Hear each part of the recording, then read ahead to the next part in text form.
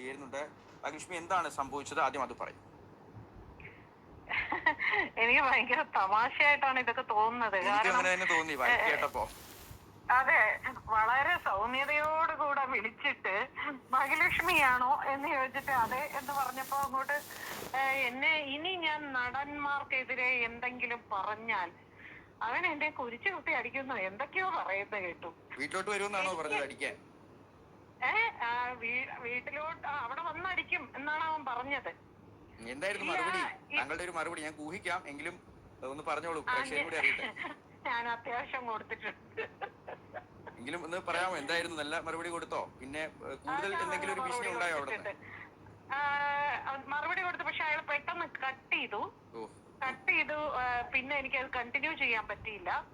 പക്ഷേ ഇത് ഞാൻ പ്രതീക്ഷിച്ചിരുന്നു. പരാതിയുമായിട്ട് തന്നെ മുന്നോട്ട് പോകും. പരാതിയായി തീർച്ചയായിട്ടും മുന്നോട്ട് പോയി. എന്നോട് ഒരുപാട് പേര് ചോദിച്ചു, ഭീഷണി വന്നിരുന്നോ? ഞാൻ പറഞ്ഞില്ല, എന്നെ ഇന്ന് വരെ ആരും ഫോണിൽ കൂടെ ഭീഷണിപ്പെടുത്തിയിട്ടേ ഇല്ല എന്ന് ഞാൻ പറയുമായിരുന്നു. പക്ഷെ ഇന്ന് ആദ്യമായിട്ടാണ് എനിക്കൊരു ഭീഷണി. അതുകൊണ്ട് എനിക്ക് പെട്ടെന്ന് തമാശയാണ് തോന്നിയത്. അല്ലാതെ ഞാനിതിനൊന്നും ഭയപ്പെടുകയൊന്നുമില്ല. പക്ഷെ ഞാൻ പരാതി കൊടുക്കും, ഉറപ്പായിട്ട് പരാതി കൊടുക്കും. നമ്പർ നോട്ട് ചെയ്ത് വെച്ചിട്ടുണ്ടാവും അല്ലെ? പിന്നീട് ആ നമ്പറിലേക്ക് നോട്ട് ചെയ്ത് വെച്ചിട്ടുണ്ട്.